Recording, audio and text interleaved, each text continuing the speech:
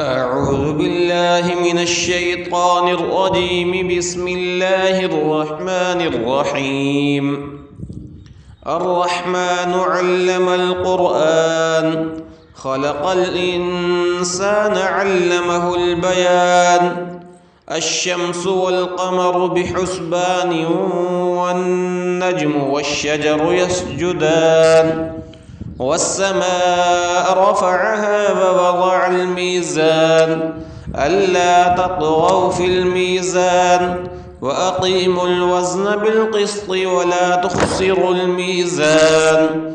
والأرض وضعها للأنام، فيها فاكهة والنخل ذات الأكمام، والحب ذو العصف والريحان.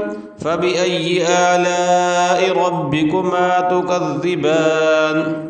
خلق الإنسان من صلصال كالفخار، وخلق الجان من مارج من نار.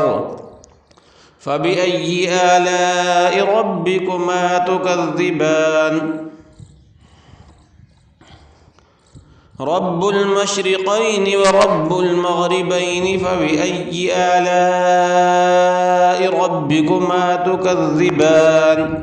مرج البحرين يلتقيان، بينهما برزخ لا يبغيان. فبأي آلاء ربكما تكذبان؟ يخرج منهما اللؤلؤ والمرجان.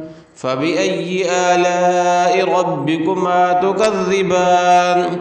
وله الجوار المنشآت في البحر كالأعلام.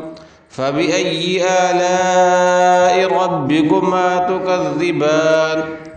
كل من عليها فان، ويبقى وجه ربك ذو الجلال والإكرام.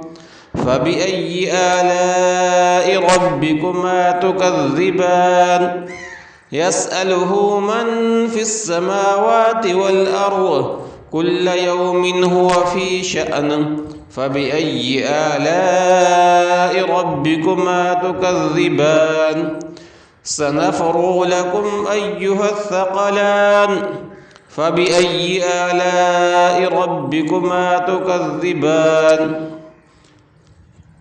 يا معشر الجن والإنس إن استطعتم أن تنفذوا من أقطار السماوات والأرض فانفذوا، لا تنفذون إلا بسلطان. فبأي آلاء ربكما تكذبان؟ يرسل عليكما شواظ من نار ونحاس فلا تنتصران. فبأي آلاء ربكما تكذبان؟ فإذا انشقت السماء فكانت وردة كالدهان. فبأي آلاء ربكما تكذبان؟ فيومئذ لا يسأل عن ذنبه إنس ولا جان. فبأي آلاء ربكما تكذبان؟ يعرف المجرمون بسيماهم، فيؤخذ بالنواصي والأقدام. فبأي آلاء ربكما تكذبان؟ هذه جهنم التي يكذب بها المجرمون، يطوفون بينها وبين حميم آن. فبأي آلاء ربكما تكذبان؟ ولمن خاف مقام ربه جنتان. فبأي آلاء ربكما تكذبان؟ ذواتا أفنان. فبأي آلاء ربكما تكذبان؟ فيهما عينان تجريان. فبأي آلاء ربكما تكذبان؟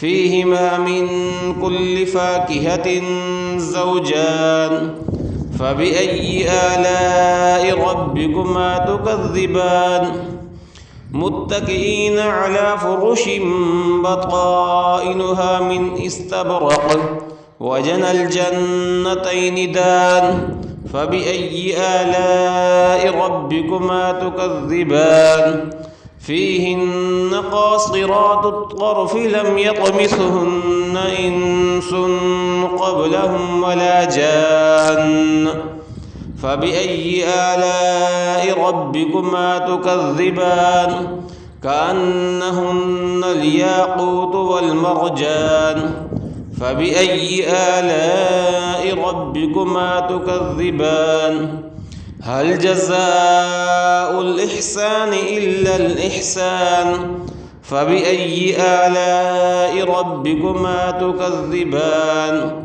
ومن دونهما جنتان فبأي آلاء ربكما تكذبان مدهامتان فبأي آلاء ربكما تكذبان فيهما عينان نضاختان فبأي آلاء ربكما تكذبان